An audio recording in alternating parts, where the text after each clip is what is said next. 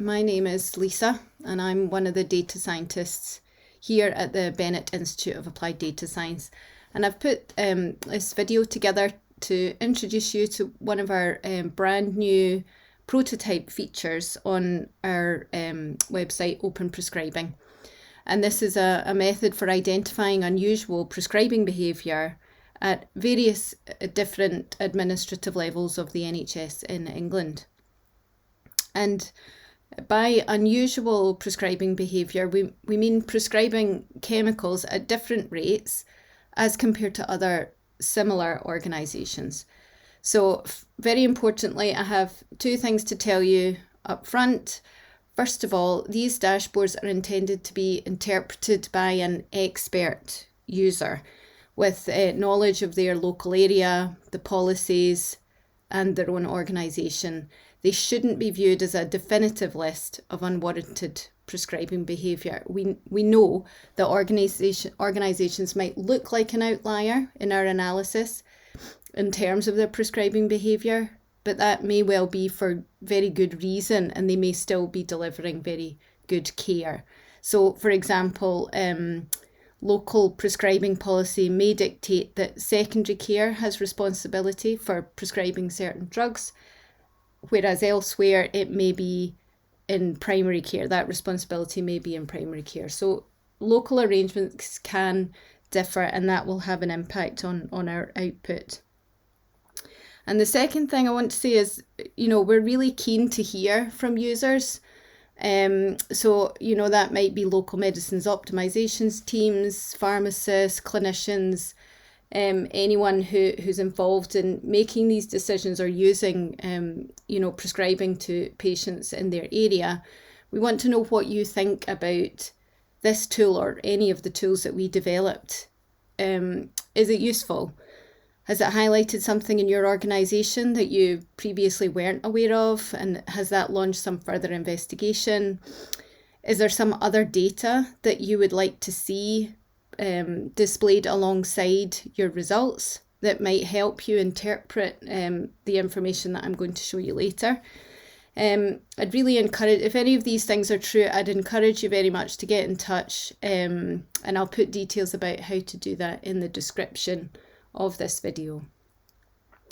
So this is all built on top of our Open Prescribing website that I'm sure some of you are very familiar with. This is a website that we've developed here that allows users to explore a national primary care prescribing data set. So it's a huge data set, and we've built a lot of tools that will help people understand better what's going on in their local area. So I'm not going to go into any further detail about Open Prescribing. Other videos and blog posts do exist, so I'll list them below as well. But I want to tell you about one new analysis that we have launched recently on our website. So the outlier prescribing tool that I'm demonstrating to you just now, this is new functionality. It helps, again, helps you make sense of this huge national data set.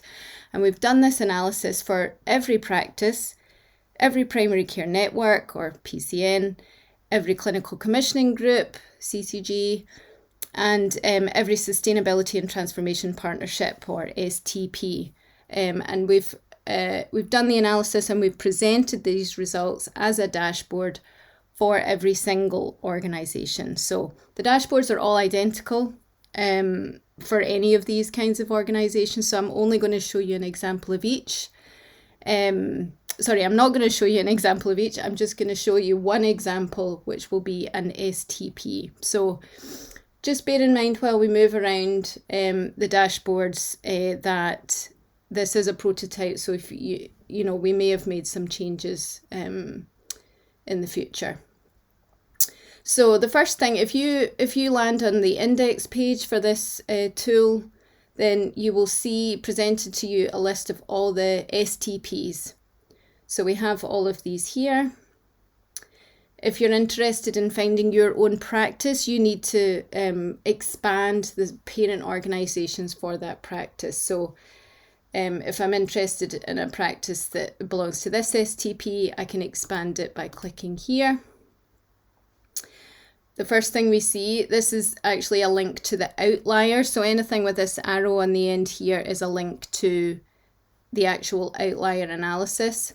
But we've also see displayed here this child CCG of this STP. And again, we can expand that CCG. Here we have the results for that CCG, and we have all the primary care networks listed underneath. And again, those can be expanded. And here we see the PCN results and also the results for each individual practice in that primary care network. So if we just focus on Cumbria and the Northeast, this particular STP, I've got an example that I just want to speak through with you. So what we have on each organisation is first 2 tables.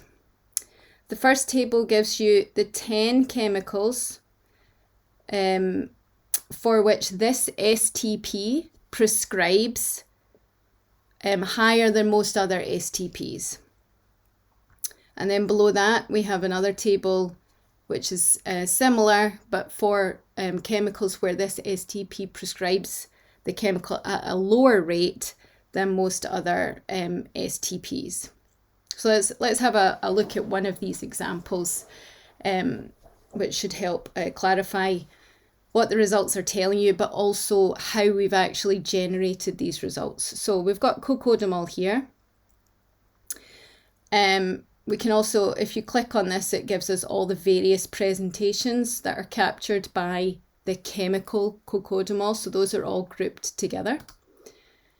This number here, we've got 270,000 odd chemical items. So that's the number of prescribing items that contain cocodamol.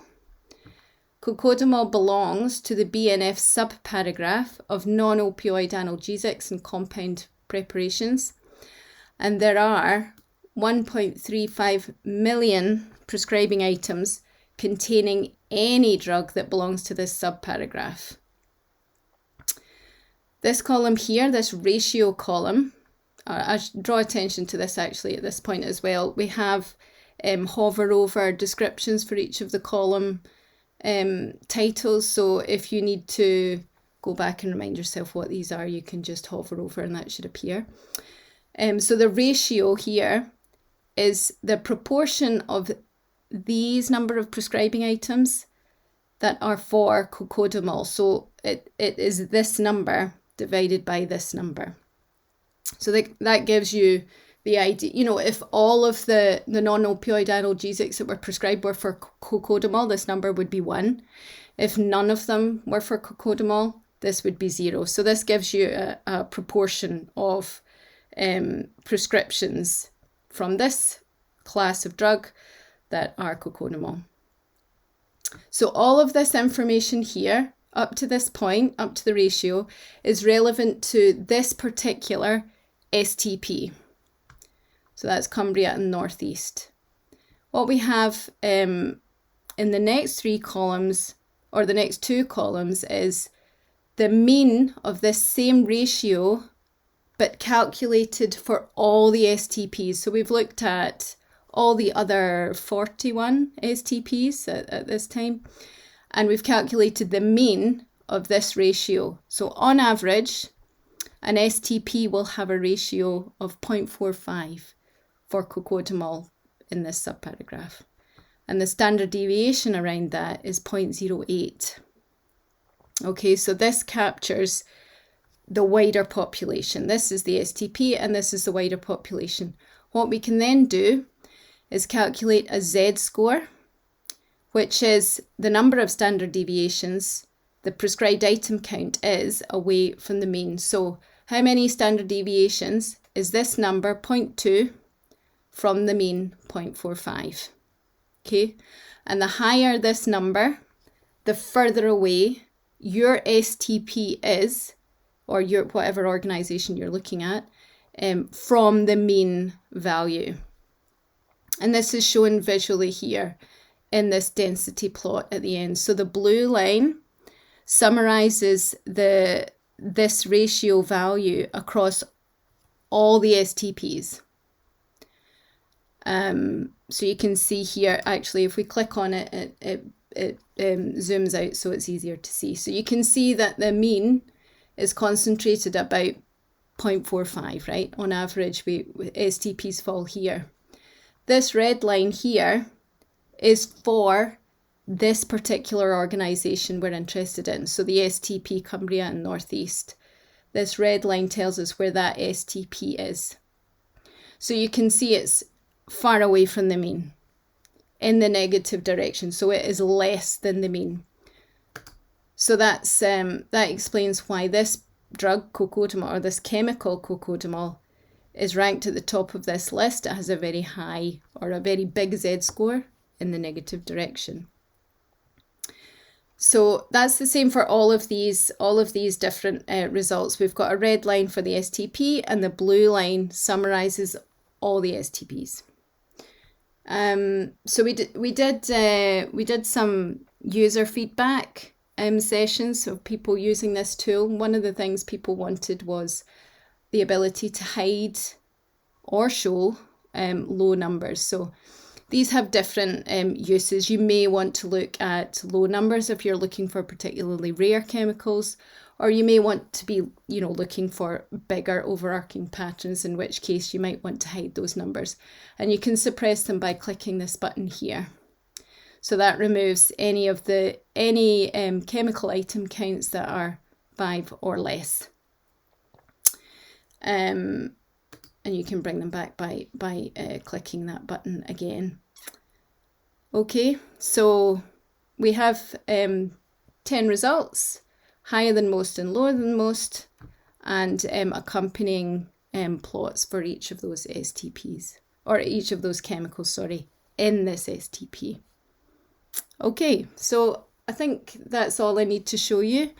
As I said, you can find this information for any practice, PCN, CCG, STP. You just need to work your way through that index page and open the parent organisations of your organisation of interest. So yes, let us know. Is this useful?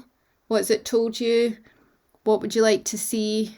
We're really keen to hear from you. So I'll include, again, the details below, and good luck using it.